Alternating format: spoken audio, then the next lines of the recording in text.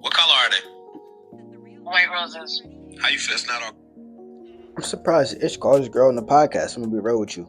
I heard she a fan of the pod and stuff like that, but I'm surprised by that. Typically he kind of keep his personal life separate for the podcast, which I think is fair.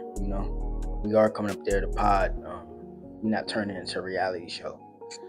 They kind of did it a little bit with Pod Wives, but everybody not really with that 100%. Some of the top comments was from Clear Swordfish 3517. He says nigga can't talk. He says Joe calling her mysterious white woman and wondering why he never met her. One of the other top comments by Dua Rival says she sound like a seasoned white, and I mean if that makes sense to y'all. That is true. She don't sound like Rebecca, not like that. She don't sound hood either, but she sound like she'll be safe in the trenches. You feel me? She not one of those white girls or whatever. Just from hearing it, she not one of those white girls that you'll never Rebecca will probably never be in a hood spot. She would never be somewhere in the hood in Mississippi. It sounds like this girl could be at a cookout somewhere, if she had a friend or something like that.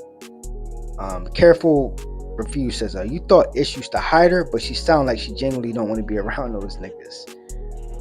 Laugh my ass off. Ish falls for it every time. Yes, Ish do fall for a lot of Joe's in the Cassius movements where they're reeling him in. Ish has emotional intelligence, and I used to be like the same way. Someone will be talking to you and you don't even know because you kind of taking a word as bomb up. Someone will be talking to you and they're like kind of like egging you on, kind of like trolling you a little bit because they know that you're gonna react a certain way.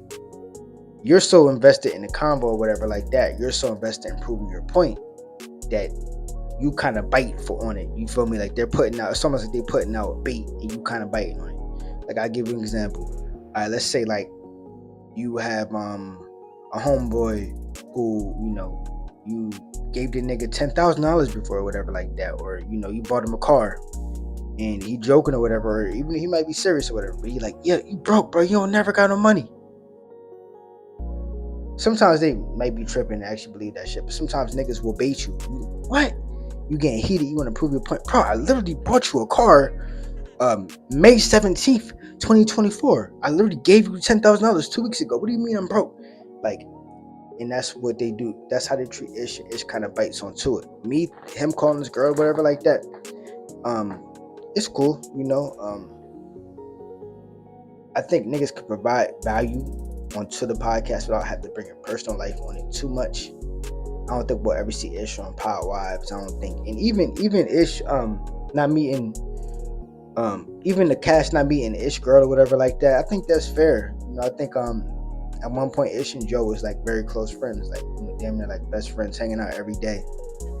I don't know if it's that anymore. You feel me? So it's like, but the fact them never meeting is kind of crazy a little bit. But I could see them not having a relationship or them not, being that tied in or whatever like that. Especially with Joe trying to meet up with Ish ex-girlfriend and all this shit like that. But it was dope to kind of see this side of the issue. But Digital Thugs them out. Like, comment, subscribe. Thank you for watching.